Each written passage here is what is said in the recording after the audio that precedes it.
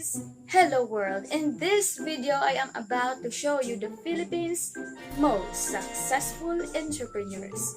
To officially begin with the first entrepreneur on my list, allow me to ask you a question.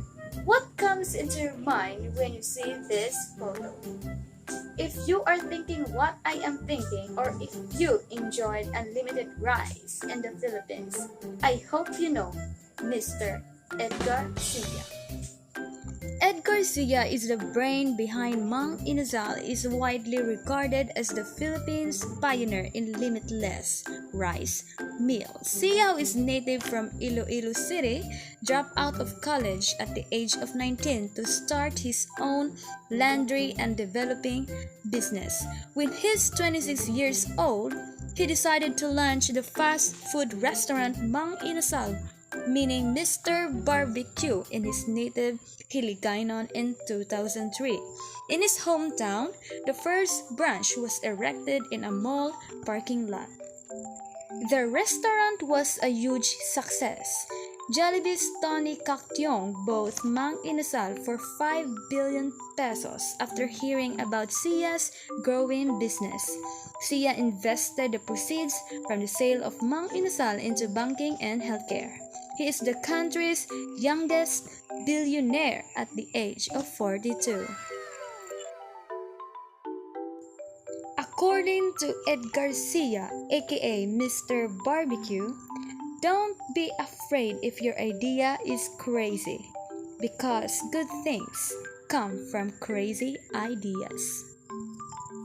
Moving on to the next successful entrepreneur on my list. If you don't know him, now you will know him.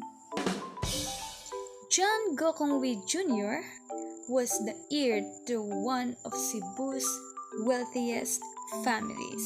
When his father died, however, the family fortune evaporated and he had to support his family by peddling goods from his bicycle in the streets of Cebu.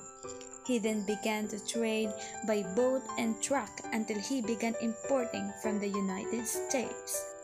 Seeing that low trade margins would always limit his income, he switched focus to manufacturing. He borrowed 500,000 pesos from China Bank to launch a maize milling company that is now known as Universal Corn Products. Although this business venture was a success, he didn't stop there. Instead, he began adding more goods, such as Blend 45, and now changed the name of his company into Universal Rubina Corporation.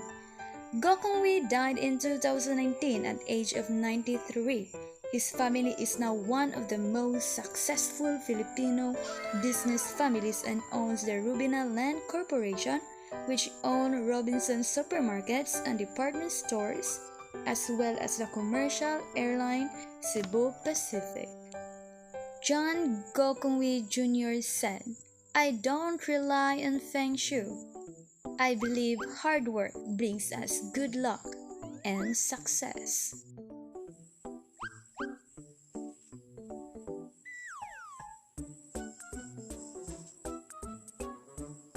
Guys, if you love reading, you need to know this woman. Socorro Ramos began her career in publishing and retail as a sales girl in a bookshop. With a capital of 200 pesos, she and her husband launched National Bookstore in Escolta at the age of 19, selling books and school supplies to children. The Japanese imposed censorship on books and publications at the time, which included her burgeoning business. She and her husband supplemented their income by selling other products such as candles and soaps. The Ramoses built a 9-story structure along Avenida after the post-war boom brought increased revenue for the company. Ramos adopted a hands-on approach to running her business, even designing the company's logo herself. The National Bookstore now was around 3,000 employees. At the age of 98, Socorro Ramos is worth an estimated $3.1 billion. by making her one of the country's richest people. Socorro Ramos believed there will always be hard times. There will always be failures. If you fall down, get back up. Never give up. I know Filipinos loves to see this huge type of bee. If you know this bee, I hope you know Mr. Tony Tan Caktiong. The cheerful tagline lang "Hapsarap," a Jollibee trademark, is well known among Filipinos. Tony Tan Caktiong, another Chinese immigrant, is the brains behind this popular food chain. His family maintained a Chinese restaurant in Manila at the time, which enabled him to finish college. He bought an ice cream shop in 1975, but owing to low sales, he had other items such as fried chicken, fries, and burgers. Customers came to the store to buy his products after word spread in his area.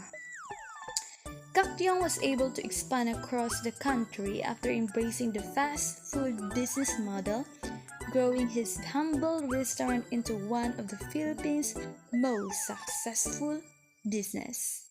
Furthermore, by establishing a franchise, he has been able to break into the international market with over 2,500 outlets in the Philippines and locations in the United States, China, Saudi Arabia, Vietnam, Singapore, Brunei, UK, and many more.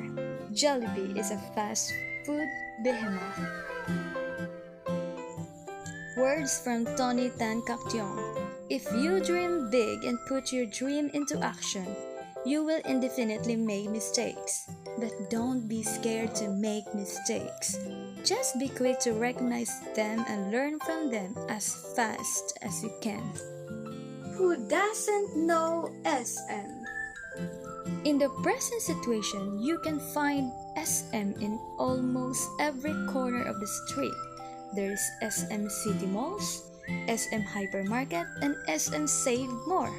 All differs from their classifications but under the same umbrella of SM Prime Holdings. Henry C. grew up in Jinjiangshan in China in a low-income household. Due to the challenges in their home country, they moved to the Philippines in 1936 and opened a tiny convenience shop in Manila. Shortly after World War II broke out and ruined the family business, C, on the other hand, continued to pursue his entrepreneurial interests by selling worn military combat boots and other items to American soldiers. This is where the name Shoe Mart originates. It was Manila's first shoe store at the time. Despite being unable to find vendors that could make the shoes he wanted, C persisted. In 1967, C started to venture into banking industry as he bought Acme Savings Bank, which later changed its name into Banco de Oro. If in the case of John Gokongwei Jr., where he borrowed 500,000 pesos from China Bank to launch his maize milling company, well, the case of Henry Z was totally different. C bought China Bank in 2006 and PCI Bank in 2007 and merged it to their main bank, Banco de Oro. The merge has led Banco de Oro to become the country's third largest lender. C died in 2019 at the age of 94 and his businesses were survived by his family. C's legacy lives on today in his SM malls and other acquired businesses. As a result, he was one of the world's wealthiest men. If you wish to be like Henry C. someday, you need to hear this. There is no such thing as overnight success or easy money. If you fail, do not be discouraged. Try again. When you do well, do not change your ways. Success is not just good luck. It is a combination of hard work, good credit standing, opportunity, readiness, and timing. So what have we learned? from their stories. In business, it is not important how much money you have in your pocket. What's important is how much dedication and perseverance you will put in it.